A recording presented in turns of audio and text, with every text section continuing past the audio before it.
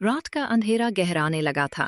पहाड़ों के बीच बसे छोटे गांव में रमेश अपनी पुरानी सिलाई मशीन पर काम कर रहा था। थकान थी मगर उम्मीद भी थी। बेटा, अब सो जा। बस एक पेज और बाबा, कल टेस्ट है।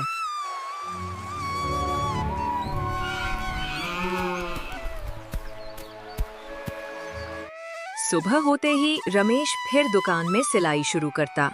कभी कभी गांव वाले हंसते और कहते हैं, इतनी पढ़ाई करा के क्या होगा रमेश, लड़की तो ससुराल जाएगी। मेरी बेटी आसमान छुएगी, वहीं मेरी ससुराल होगी। दिन गुजरते गए। नेहा स्कूल की सबसे तेज छात्रा बन गई। लेकिन एक दिन गांव में बुरी खबर फैली।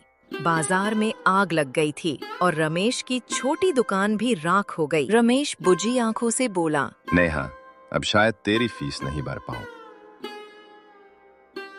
नेहा ने उसका हाथ थामा। बाबा, आप हार मत मानो, मैं भी कुछ काम कर लूंगी। अगले दिन नेहा ने गांव की बच्चों को पढ़ाना शुरू किया। छोटे छोटे सिक्कों में उसने अपने बड़े सपनों की राह बनाई। रमेश अब दूसरे गांव में जाकर सिलाई करता। हर शाम दोनों थके हुए लौटते, लेकिन एक दूसरे के चेहरे पर मुस्कान होती। दिन महीनों में बदलते गए। मुश्किलें आईं, पर हिम्मत कभी नहीं हारी। एक दिन डाकिया घर आता है, एक पत्र देता है। बधाई रमेश जी, आपकी बेटी ने परीक्षा पास कर ली है। रमेश के हाथ कांपने लगे, आंखों में आंसू भर आए। भगवान, तूने गरीब की मेहनत को इज्जत दी है। कुछ साल बाद वही नेहा गांव लौटी, सरकारी अधिकारी बनकर।